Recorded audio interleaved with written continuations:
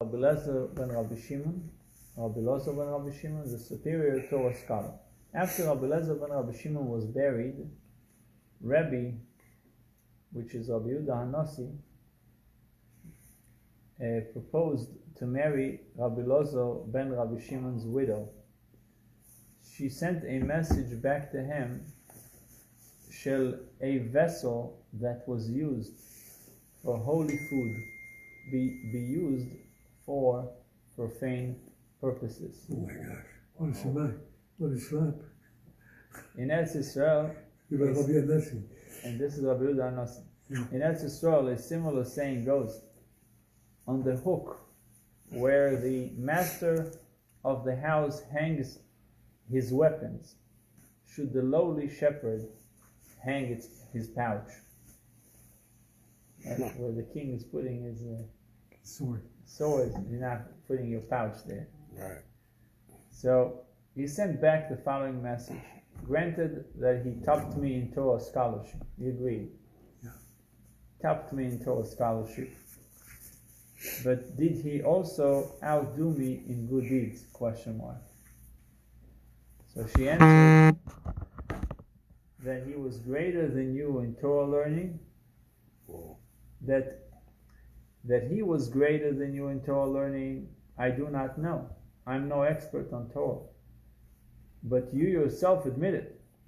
But I do know that he outstripped you in good deeds, since he took upon himself to suffer agonizing afflictions. Remember what we learned about here? Yeah. That he took upon himself. Yeah. And he had to change all the sheets from, had to feed him figs to recover. And there was a tremendous amount of blood every day. So she told him, I didn't know that he was greater in Torah than you, but you just said it. So that's for sure. But good deeds, I know that he was greater because of all the pain that he did. So she basically saying it's not a good match. What is referred to when we say that Rabbi Elazar ben Rabbi Shimon was a greater Torah scholar than Rabbi?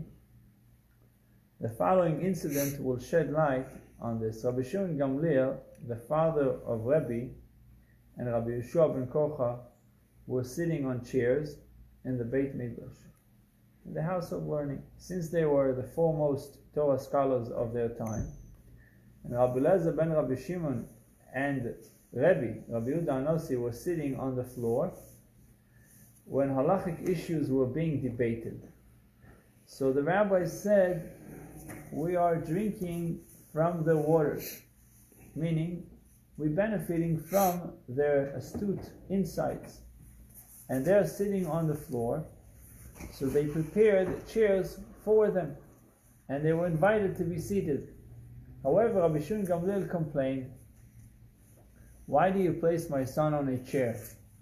I have one pigeon among you, and you want to crush it? Meaning he was afraid that sitting in full view on the podium, his son might be hurt by the evil eye. So Rabbi was brought down, and Rabbi Elazar ben Rabbi Shimon remained sitting on the chair. Thereupon Rabbi Yeshua ben Kocha said, it is right that the one that has a father, Rabbi, should live, and the one that does not have a father, Rabbi Elazar, should die through the evil eye. So they took down Rabbi Elazar and Rabbi Shimon also. But he was unhappy about that.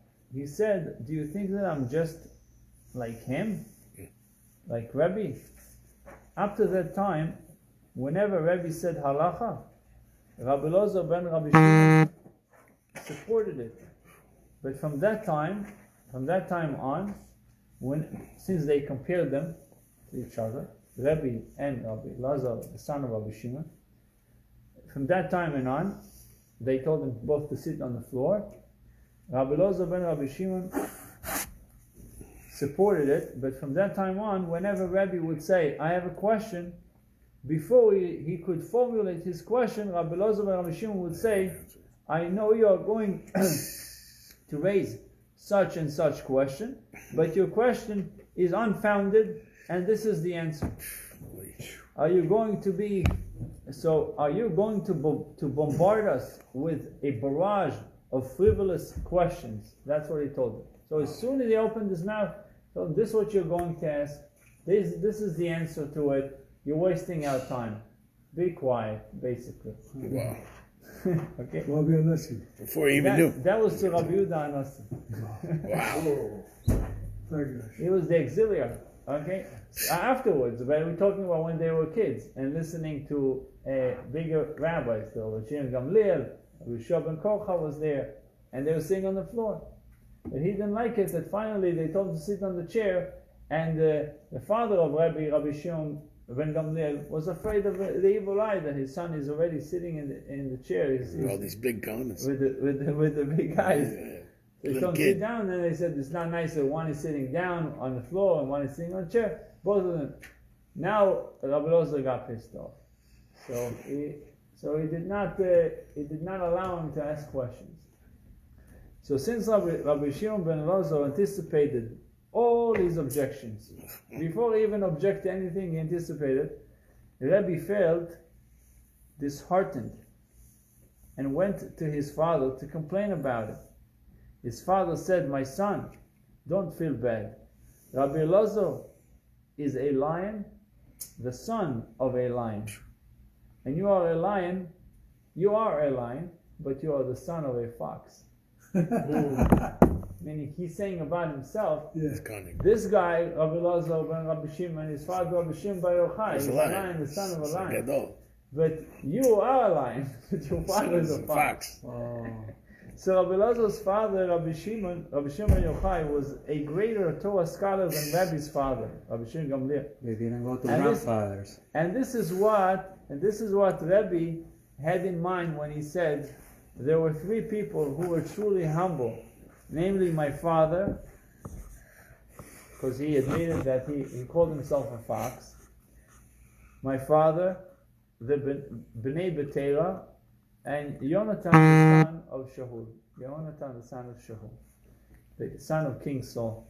So Rabbi Shimon ben Gamliel, Rabbi's father, humility, is mentioned above, that he said that Rabbi Shimon ben Yochai was greater than him. The Bnei Betera humility, as a Tana taught, originally the Bnei Betera were appointed as the leaders of the Jews in Eretz Israel, but when they saw that Hillel, who came from Babylonia, outranked them in Torah scholarship, they relinquished their position and made Hillel the Nasi. They said, you know what?